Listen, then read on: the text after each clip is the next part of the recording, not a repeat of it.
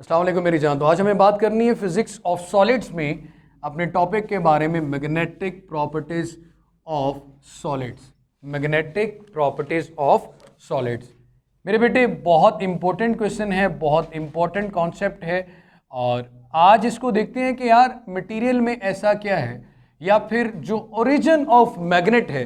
हम जब ये बात करते थे चैप्टर 14 में भी कि अर्थ itself a very big magnet, लेकिन हमने इस चीज़ को कैसे कह लिया और साथ ये भी कह दिया था कि हार्मफुल रेज से ही हमें बचाता है। सूरज से आने वाली जो हार्मफुल रेज हैं, अर्थ का मैग्नेटिक फील्ड हमें उससे प्रोटेक्ट करता है। मेरे बच्चे, मैग्नेटिक प्रॉपर्टीज ऑफ सॉलिड्स में सबसे अहम और इंपॉर्टेंट बात जो कि काबिले गौर है वो ये है कि सबसे पहले आप ये बात करते हैं कि वाई आयरन, भाई लोहे की बनी हुई चीजों को ही अट्रैक्ट क्यों किया जाता है, बाकी चीजें क्यों नहीं की जाती। इसी में आज हमने पढ़ना है मैग्नेटिक प्रॉपर्टीज ऑफ सॉलिड कि कौन से solid materials magnetic properties show करते हैं, उसके पीछे बेसिक आइडिया या बेसिक फिनोमेना क्या है। मेरी जान, सबसे पहले आप अगर परमानेंट मैग्नेट की बात करें तो एक पत्थर, एक सब्सटेंस है जो लोहे की बनी हुई चीजों को अपनी तरफ अट्रैक्ट करता है। इस पूरी यूनिवर्स में अगर आप माइक्रोस्कोपिक लेवल पे भी चले जाएं,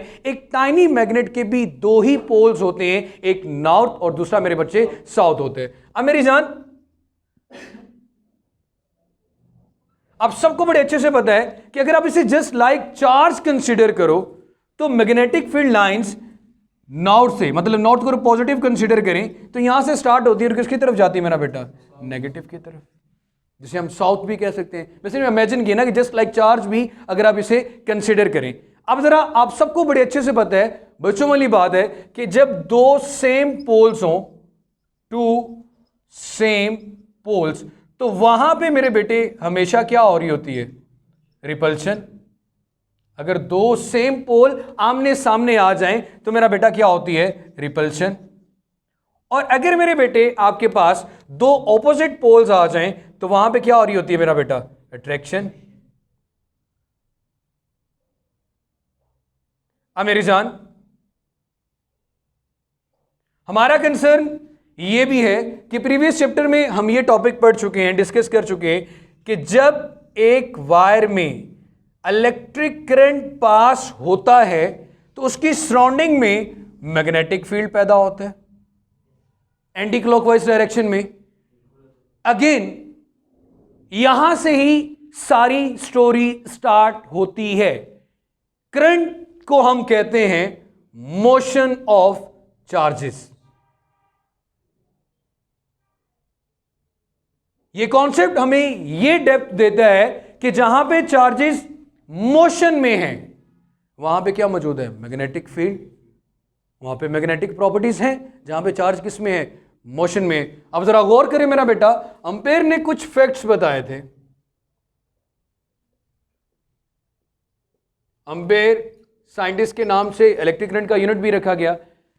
वो फैक्ट्स कुछ वर्बली पहले मैं बोल दूं कि यार everything is compose with the atoms. Atom का सेंट्रल पार्ट न्यूक्लियस, क्या इलेक्ट्रॉन रिवॉल्व नहीं कर रहे होते अराउंड द न्यूक्लियस? करते हैं। तो मतलब मोशन ऑफ चार्जेस वहां पे मौजूद है। अगर मोशन ऑफ चार्जेस एटम में मौजूद है तो एटम खुद भी फिर क्या हुआ? एक मैग्नेट हुआ। एटम खुद भी क्या हुआ मेरा बेटा? एक मैग्नेट हुआ। इस बात को गौर से सुन लो कि अगर मोशन ऑफ चार्जेस जहां पे मौजूद हो वहां पे मैग्नेटिक फील्ड है। अगर आप कंपोजिशन ऑफ द नेचर की तरफ चलें तो आप एटम से मिलकर बनी हुई चीजें, सब एटॉमिक पार्टिकल्स, इलेक्ट्रॉन और प्रोटॉन है। इलेक्ट्रॉन रिवॉल्व कर रहा होता है अपने एक्सिस में भी और न्यूक्लियस के गिर्द भी। ऐसा है या नहीं है? अगर यहां पे चार्जेस ऑफ मोशन मौजूद है, इट मींस कि एटम इटसेल्फ अ मैग्नेट। लेकिन एक चीज का ख्याल रखना, मैग्नेटिक मटेरियल होना और मैग्नेटाइज्ड होना ये दो अलग चीजें हैं। आयरन एक मैग्नेटिक मटेरियल है, लेकिन कब मैग्नेटाइज है ये तब अलग बात है। ठीक हो गया मेरा बेटा? इस चीज का भी जरा गौर करना। अब मेरे बच्चे, यहां से सबसे पहले आपने लिखा magnetic field is produced due to motion of charges. Ampere ने कुछ फैक्ट्स बताए। उन्होंने कहा कि मैग्नेटिक फील्ड पैदा होता है due to motion of charges.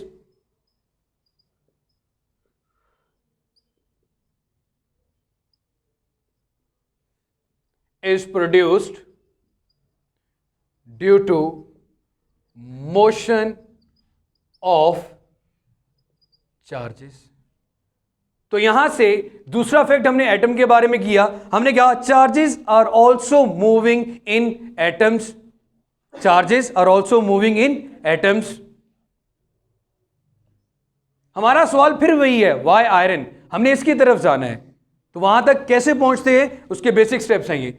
Charges are also moving in atoms. ये बात तो सबको पता चली. तो यहां से क्या कंक्लूजन ड्रॉ करोगे कि आपका एटम बी क्या है मेरा बेटा, एक मैग्नेट है. So an atom itself a magnet. उसके बाद इलेक्ट्रॉन्स रिवॉल्व करते हैं. Atom itself a magnet. चले जी, ये बात हो गई. अब जरा गौर करें मेरा बेटा, मैं दो व्यू लिख लेता हूं. एक टॉप व्यू, मतलब जब आप एक एटम को इस तरह ऑब्जर्व कर रहे होते हो, और एक लिख लेते हैं साइड व्यू. मेरे बेटे, न्यूक्लियस एक्सिस के गिर्द इलेक्ट्रॉन रिवॉल्व कर रहे हैं. ठीक हो गया मेरे भाई, रिवॉल्व कर रहे हैं, मोशन ऑफ चार्ज मौजूद है. न्यूक्लियस, इसके गिर्द भी इलेक्ट्रॉन क्या कर रहे हैं, रिवॉल्व कर रहे हैं. दोनों तरह की रिवॉल्विंग मौजूद है. अब मेरे बच्चे, आप सब ने एंगुलर मोशन में ये चीज पढ़ी थी कि जब कोई ऑब्जेक्ट सर्कुलर पाथ में मूव करता है उसका मोमेंटम कौन सा होता है, एंगुलर मोमेंटम.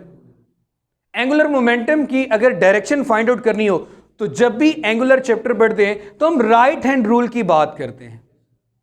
ऐसे ही मेरा बेटा, angular momentum actually it is the product of moment of inertia and square of the distance between the object and the axis of rotation. ऐसे ही होता है मेरा बेटा. अब आप सबको यह पता है कि दो तरह की एंगुलर मोशन है. एक स्पिन होती है और दूसरी क्या होती है, ऑर्बिटल. एक स्पिन मोशन होती है, दूसरी क्या होती है मेरा बेटा, ऑर्बिटल होती है. तो अगर आप देखो सबसे ज्यादा मोमेंट ऑफ इनर्शिया की अगर हम बात करें तो कौन सा होगा, स्पिन, एंगुलर स्पिन होगा या ऑर्बिटल होगा. ऑर्बिट कहते हैं अपने ही ऑर्बिट के अंदर. स्पिन आपके पास, स्पिन और ऑर्बिटल में डिफरेंस क्या है, कोई बता सकता है. न्यूक्लियस के गिर्द होते हैं. अब मेरे बेटे, अगर आप ये सपोज करें कि अगर एक इलेक्ट्रॉन रिवॉल्व कर रहा है, इसके लिए मैंने एक वेक्टर, जिस तरह वेक्टर ड्रॉ करते थे लीड और लैग के लिए भी, इसी तरह मैंने एक वेक्टर ड्रॉ कर दिया स्पिन एंगुलर मोमेंटम के लिए.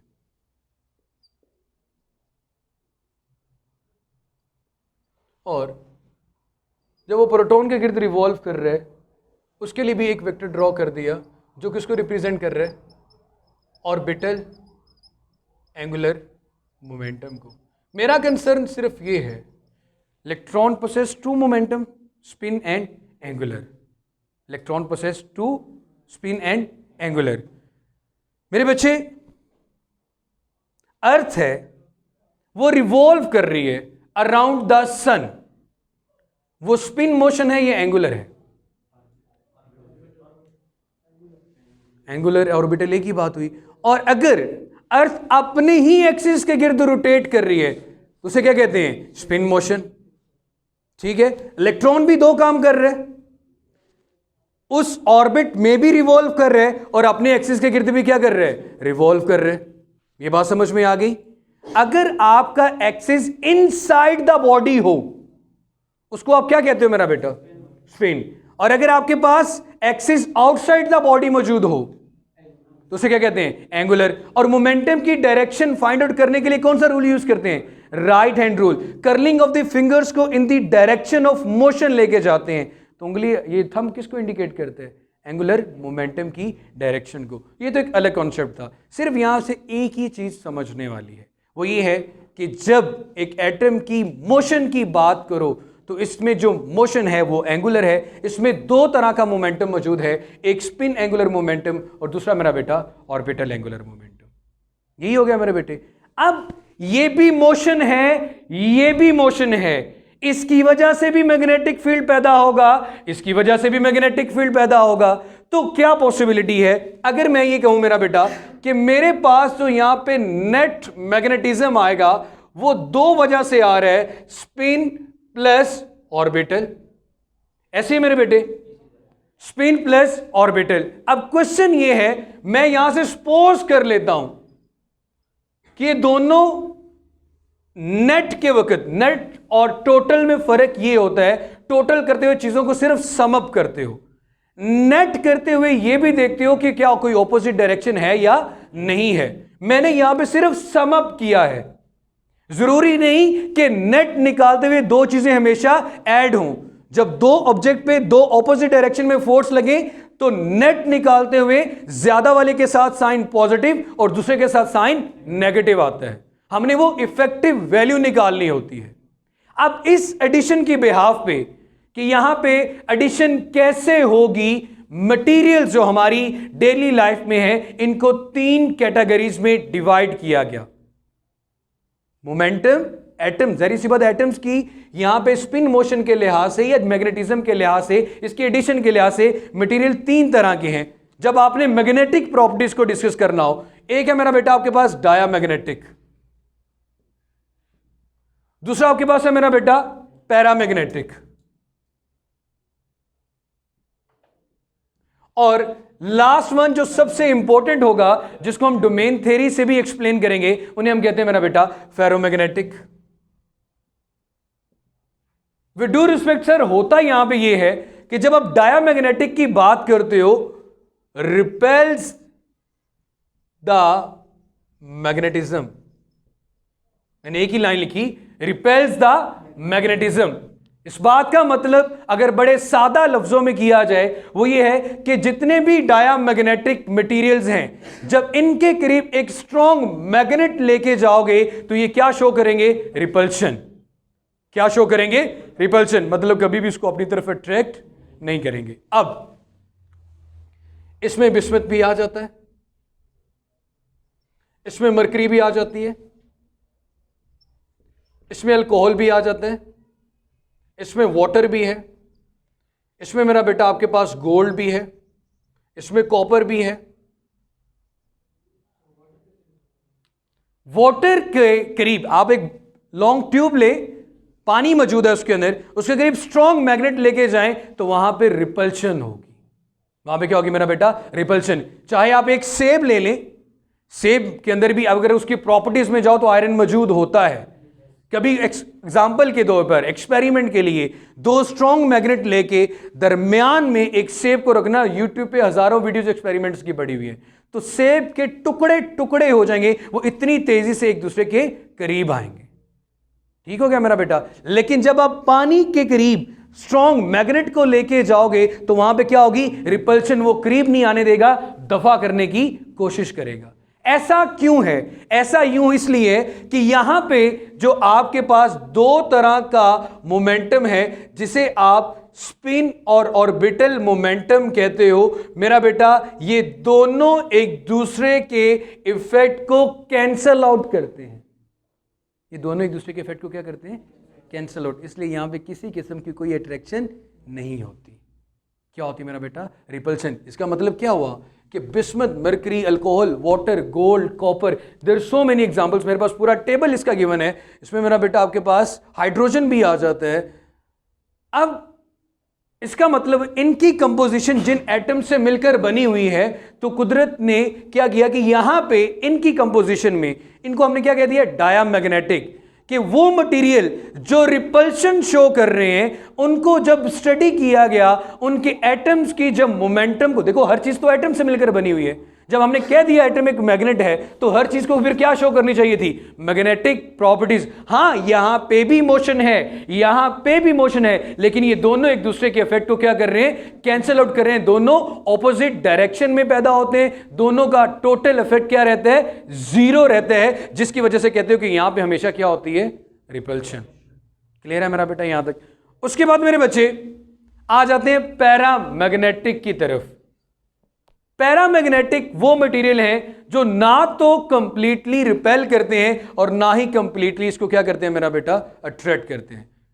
क्या आएगा इसमें मेरा बेटे? स्लाइटली या लाइटली मैग्नेटिक प्रॉपर्टीज।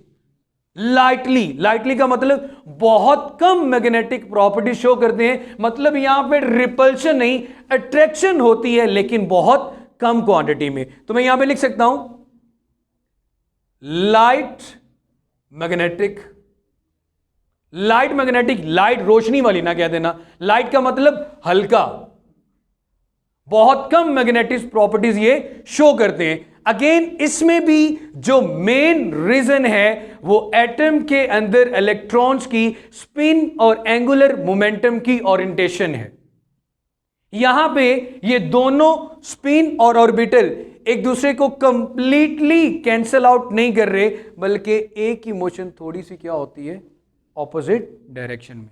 यहां तो कंप्लीटली क्या मेरा बेटा 180 का फेज आ रहा है ना, लेकिन यहां पे पैरेलल नहीं है, लेकिन डायरेक्शन में थोड़ा सा क्या है, चेंज है। इसलिए आप ये कहते हो कि ये यहां पे लाइटली सपोर्ट करते हैं एक दूसरे को, मैग्नेटिक फील्ड मजबूत करने की कोशिश करते हैं, मैग्नेटिक प्रॉपर्टीज लाते हैं, लेकिन बहुत लाइटली, बहुत कम इनके दरमियान क्या होती है मेरा बेटा, अट्रैक्शन। अब इसके लिए मेरे बच्चे आपके पास एग्जांपल में एल्यूमिनियम है, प्लाटिनियम है, लिक्विड ऑक्सीजन है, मैग्नीज है, calcium, lithium, tungsten, copper, glass, niobium या कॉपरिक सल्फेट।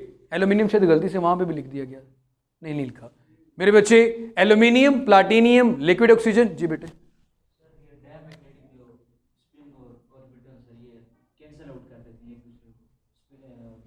डायमैग्नेटिक बैठ जाओ बेटा, कैंसल आउट कैसे करते हैं? यहां पे ये दो मोशन है। जैसे आप ये कहते हो ना कि अगर हम बात करें एक वायर की, कंडक्टर वायर की, जिसमें आपने कोई एक्सटर्नल फील्ड अप्लाई नहीं किया हुआ, जब अप्लाई नहीं करते तो आप कहते थे कि लेफ्ट साइड से आने वाले इलेक्ट्रॉन्स और राइट साइड से आने वाले इलेक्ट्रॉन दोनों एक दूसरे के इफेक्ट को क्या करते हैं, कैंसल आउट करते हैं। टोटल करंट हमेशा क्या रहता है, जीरो रहता है। इसी तरह जब डायामैग्नेटिक मटेरियल्स की कैरेक्टरिस्टिक्स को स्टडी किया गया कि भाई यहां पे अगर रिपल्शन हो रही है तो क्यों हो रही है, अगर आयरन को अट्रैक्ट किया जा रहा है तो क्यों किया जा रहा है। कभी आपने, जब हम लोगों ने लास्ट चैप्टर पढ़ा था तो वहां पे ये चीज देखी थी, पैरेलल कंडक्टर्स वाला कॉन्सेप्ट। पैरेलल कंडक्टर्स में जब दो कंडक्टर के अंदर, ये जरा देखिएगा मेरा बेटा, एक ये कंडक्टर है, इसमें इलेक्ट्रिक करंट की डायरेक्शन अपवर्ड है, दूसरा कंडक्टर है, इसमें इलेक्ट्रिक करंट की डायरेक्शन भी क्या आ रही है आपके पास, अपवर्ड आ रही है। इसकी सराउंडिंग में भी क्या प्रोड्यूस होगा, एंटी क्लॉकवाइज मैग्नेटिक फील्ड। इसकी सराउंडिंग में भी क्या आएगा, एंटी क्लॉकवाइज मैग्नेटिक फील्ड। अब यहां पे गौर करो, एक एरो अपवर्ड जा रहा है, एक एरो क्या जा रहा है, डाउनवर्ड। यहां का फील्ड एक दूसरे को क्या कर रहे हैं, कैंसिल आउट, और ये क्या कर रहे हैं, ये स्ट्रॉन्ग है, तो ये दोनों एक दूसरे के क्या आएंगे, करीब आएंगे। इसलिए जब यहां पे भी ये दोनों एक दूसरे के इफेक्ट को कैंसिल आउट करते हैं तो यहां पे आपके पास ये हो रही है रिपल्शन। तो सेम कॉन्सेप्ट यहां पे देखो ना मेरे बेटे, यहां पे इलेक्ट्रॉन दोनों की डायरेक्शन अपवर्ड है, दोनों की डायरेक्शन अपवर्ड है, सेम डायरेक्शन में। यहां पे क्या है, ऑपोजिट डायरेक्शन में। तो यहां पे क्या हो रही थी, जब ये स्ट्रॉन्ग है ये वीक है, दोनों एक दूसरे के करीब आएंगे तो अट्रैक्शन होगी, जब दोनों एक दूसरे से अवे जाएंगे तो क्या होगी, रिपल्शन। तो यहां पे भी क्या शो हो रही है, रिपल्शन। कि जी डायामैग्नेटिक क्या करते हैं, रिपेल्स द मैग्नेटिज्म, इसको अपनी तरफ अट्रैक्ट नहीं करे बल्कि क्या कर रहे हैं, रिपेल्स द मैग्नेटिज्म। यहां पे स्लाइटली एक दूसरे को क्या करते हैं, अट्रैक्ट करते हैं, क्योंकि दोनों का जो मैग्नेट, देखो यहां पे क्या हो रहा है, या तो मैग्नेटिक फील्ड एक दूसरे को सपोर्ट करता है या फिर मैग्नेटिक फील्ड एक दूसरे को अपोज करता है। जब वायर में करंट पास होता है उसकी सराउंडिंग में मैग्नेटिक फील्ड पैदा होता है या फोर्स लगती है, F = ILB। वो फोर्स कब ज्यादा होती है, जब आप कंडक्टर को perpendicular to the magnetic field लेके जाते हो, साइन थीटा यूज करते हो तो मैक्सिमम फोर्स है। अगर ओरिएंटेशन चेंज करते हो, कॉन्सेप्ट ही सारा ओरिएंटेशन का है, अगर ओरिएंटेशन चेंज कर दोगे तो आपके पास क्या हो जाता है, फोर्स की वैल्यू भी क्या हो जाती है, कम। अब वो फोर्स क्यों लगती है, या तो वहां पे अट्रैक्शन है या वहां पे रिपल्शन है। एक तरफ फील्ड स्ट्रॉन्ग होगा, दूसरी तरफ फील्ड वीक होगा, तो स्ट्रॉन्ग से किसकी तरफ जाएगा, ये वीक की तरफ जाएगा। तो मसला ये है कि एक जगह पे फील्ड क्या है, स्ट्रॉन्ग, और दूसरी जगह पे फील्ड क्या होगा, वीक, तो क्या लगेगी, फोर्स लगेगी। तो यहां पे भी अगर मैं बात करूं अट्रैक्शन की तब भी फोर्स है, और अगर मैं बात कर रहा हूं रिपल्शन की तब भी फोर्स है। क्लियर हुआ मेरी जान? कल मेरे बेटे बात करेंगे इससे नेक्स्ट पैरामैग्नेटिक और फेरोमैग्नेटिक, उसके बाद फेरोमैग्नेटिक की जो डोमेन थ्योरी है उसने हमें, डोमेन थ्योरी में आप लोगों ने अगर चैप्टर पढ़ा हो तो यही चीज पढ़ी हुई है। डोमेन का मतलब क्या होता है कि अगर आप माइक्रोस्कोपिक लेवल पे जाके एक आयरन को इमेजिन करो तो उसके अंदर आपको जो रीजन नजर आएंगे उन रीजन्स को डोमेन कहा जाता है। अब उन रीजन में मौजूद एटम्स क्या बनाते हैं? मैग्नेट। अब उस मैग्नेट की ओरिएंटेशन क्या है? जब वो न्यूट्रल है, मैग्नेटिक मटेरियल है लेकिन मैग्नेटाइज नहीं है, तो ओरिएंटेशन इस तरह से है कि उसका टोटल मैग्नेटिक फील्ड क्या रहता है? जीरो रहता है। जब आप उसको एक्सटर्नल करंट अप्लाई करते हो या मैग्नेट के करीब लेके आते हो तो नॉर्थ वाला साउथ की ओरिएंटेशन को अपनी तरफ ले आता है और साउथ वाला नॉर्थ वालों को अपनी तरफ ले आता है। सिमिलरली जिस तरह आप दो पैरेलल प्लेट्स के दरमियान एक मीडियम को रखते थे, मटेरियल मीडियम, इंसुलेटर यूज करते थे कैपेसिटेंस में, तो डाइलेक्ट्रिक पोलराइजेशन होती थी कि नेगेटिव इस तरफ आ जाते थे, पॉजिटिव दूसरी तरफ चले जाते थे। जब आपके पास उस मटेरियल के अंदर, उस आयरन में नॉर्थ एक तरफ चला जाएगा, साउथ दूसरी तरफ चला जाएगा, तो क्या बन जाएगा? मैग्नेट। तो मसला किसका मेरा बेटा? किसकी चीज बात करनी होती? ओरिएंटेशन की, कि एटम्स की ओरिएंटेशन बताती है कि ये मैग्नेटाइज्ड है या डीमैग्नेटाइज्ड है। तो आज का लेक्चर मेरी जान यहां तक, कल इंशाल्लाह अगेन बात करेंगे। अल्लाह हाफिज।